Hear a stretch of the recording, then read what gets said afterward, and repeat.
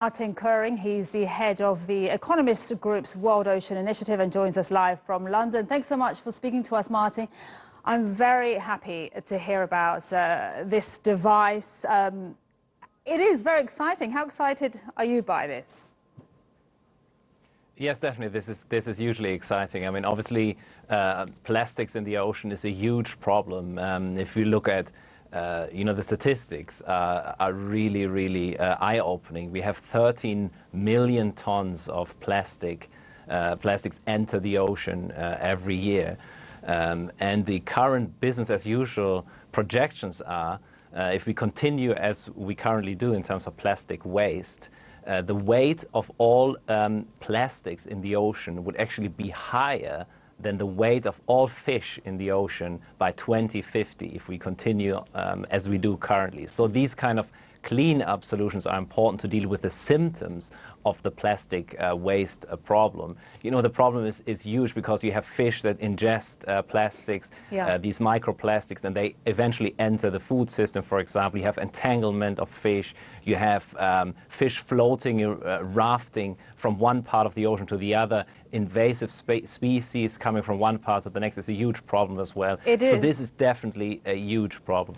It's a huge problem, and we've seen those images of the fish dying because they've eaten plastic. But there has been a huge global push, hasn't there, towards stopping the use of single-use plastics. I know myself, I think I'm doing quite well. I don't use any more plastic bags. My water, I only use glass bottles. But going back to that global push, is it enough? Well, it's really a circular economy problem. I mean, these clean-up efforts are very important. They're one element of solving this issue. But here at the World Ocean Initiative from the Economist Group, we really look at this as an economic, systemic problem. This is a circular economy problem. So what is happening, we have to look at the source of the problem, from source to sea. Plastics are not produced in the ocean, they're produced on land. Basically, we have to look at new materials, biodegradable materials. You already mentioned plastic bags, for example. Are there better new materials? We have to look at product design. How are our products designed? Can we recycle them better?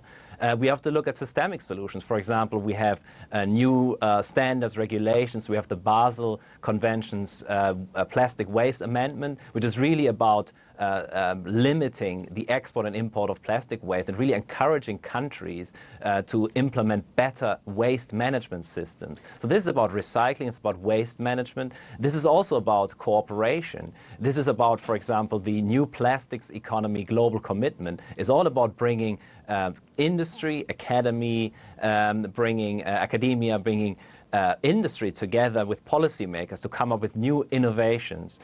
Because it's really a circular economy problem. It's a problem that can be solved by better products, better materials, better economic systems. But Martin, you know, as you're speaking, and I do speak about this a lot because it concerns me a lot, personal attitudes. I know we're talking about governments, they have to do and implement policy, of course, but we as individuals, right?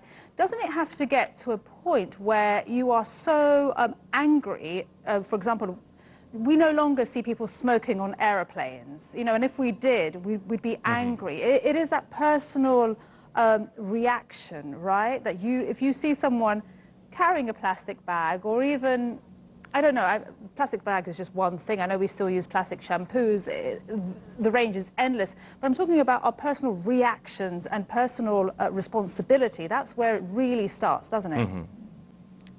That's correct. I mean, it really starts with the individual. And the good thing about this is individuals can really make a difference.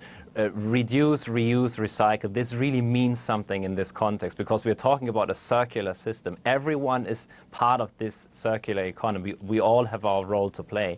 But we shouldn't really forget that plastics are very important. Plastics are there for a reason. They are cheap to produce. They have low weight.